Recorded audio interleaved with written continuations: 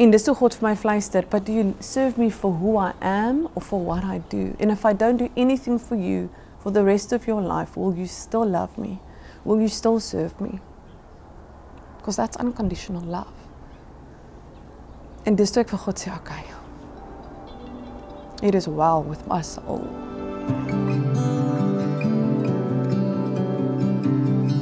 Dit is nou maar liefs 8 jaar sedert die donkerste nag van jou lewe het jy onlangs op Facebook geskryf. Kan jy vir ons beskryf wat daardie nag gebeur het? Dit was die aand, dit was die 2de Junie gewees en die volgende dag sou Gia 39 weke gewees het. So ek het geweet dit is nou naby sulke tye, min daaroor. Daai aand gaan slaap soos altyd, maar ek het die oggend 6 uur wakker geskrik en ek het regop gespring. Want alle mamas weet in daai tyd slaap jy nie meer gemaklik nie, jy slaap skaars. Jy weet nie meer hoe nie, jy weet nie meer waar my maag nie, dit is ongemaklik. Ek kan net sekere maniere lê en ek het deurgeslaap daai nag. En dit was absoluut nie dieselfde nie. Ek het iets net in my geweet en ons het die hospitaal gebel en hulle het gesê kom dadelik in. Wat mens geweet het jy moet maar doen, net maar reggemaak vir dit. En ek onthou nog my man se woorde soos gister om te sê is jy gereed hiervoor, maar hy het gesê met hoop. Maar ek het geweet. Toe ons by die hospitaal kom, toe laat hulle gevinnig 'n nurse het gevinnig die scan doen. Ons hoor toe 'n hart klop, maar ek het geweet dis my hart klop. En dis by elke scan, 'n mamma weet al. En ja, dit is dalk nooit maklik nie. Ek sal nooit daai oomblik vergeet wat sy vir my gesê het, sorry Marlies. En ek het in daai oomblik ek kliphard geskree, I love you Jesus. Ek moes dit hoor.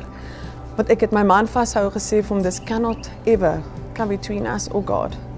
He is my number one and the lover of my soul. Jo, dit was die seerste, ek kan enige mamma wat hierdeur is, weet ek, hulle kan sê, dis die seerste seer.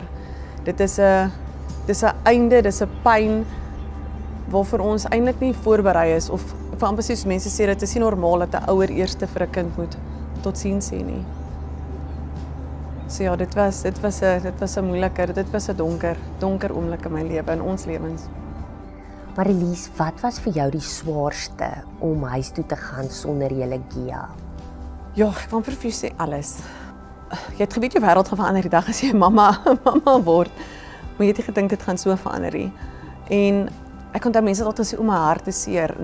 Ek het vir mense fisies voel jou hart is seer. Ek kon fisies onthou elke sel in my liggaam was ek bewus van. Dit klink verskriklik, maar dit is letterlik jy so bewus van alles. Jou arms pyn want jy moet iets vashou. Jou drome is leeg, jou gebede is verdwaal. Alles voel dit het tot 'n einde gekom. Dit was moeilik om asem te haal. Ek het gesukkel om Bybel oop te maak en weer op woord te kon staan, maar vir my was worship my manier hoe ek kon deurkom en ek geweet ek moes my geesmens volmaak, ek moes die leuns laat gaan.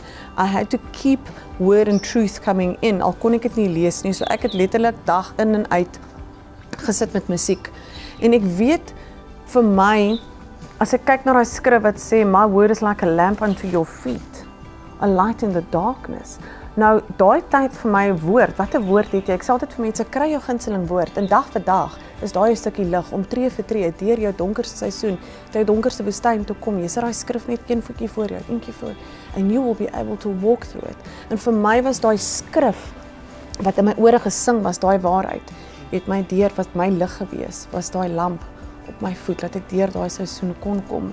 Want there isn't an easy way, but God. Jy het Stillborn, Still Loved SA begin. Vertel ons asseblief daarvan. So ek verjaar die 16 Oktober en na Gia het ek nou uitgevind 15 Oktober is International Infant Loss Day. En eers was ek so 'n bietjie vies, ek soos regtig die dag vir my verjaarsdag, dog ek weer eens Marlies attitude. Ons kyk na die mooi, want daar is soveel goed om vir dankbaar te wees in die lewe.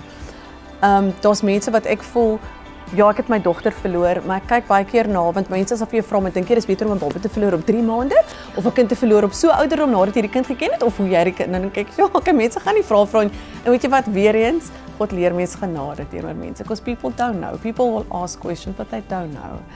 And weet jy wat, daar is nie 'n perfekte tyd nie. The loss of memories memories made, 'n memories you're hoping to make, dit is 'n seer.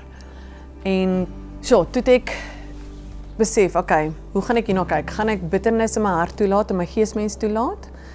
Gaan ek woede toelaat? Of gaan ek kyk, Here, wat kan ons hiermee doen? I'm still here. What can I do for you? What can I do for your kingdom? How can you use me?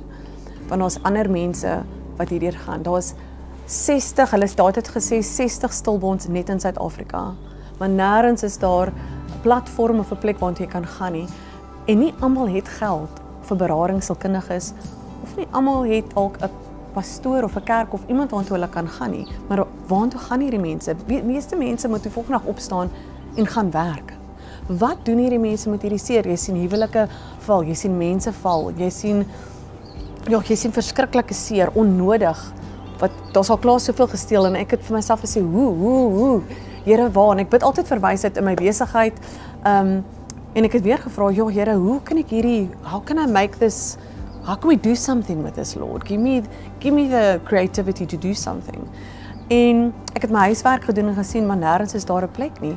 En toe vir my 39ste verjaarsdag het hulle my vriende almal vir my hulle geweet waar my hart is en wat ek gedink het ek moet doen, en hulle het my toe verras met Stillborn Still Love South Africa. En die idee is dat ons fondsinsameling kan doen sodat families, mense kan verwys reg oor hopelik Suid-Afrika en verder, sodat hulle kan gaan vir berading en om 'n pad te kan stap vir 'n pad vir genesing.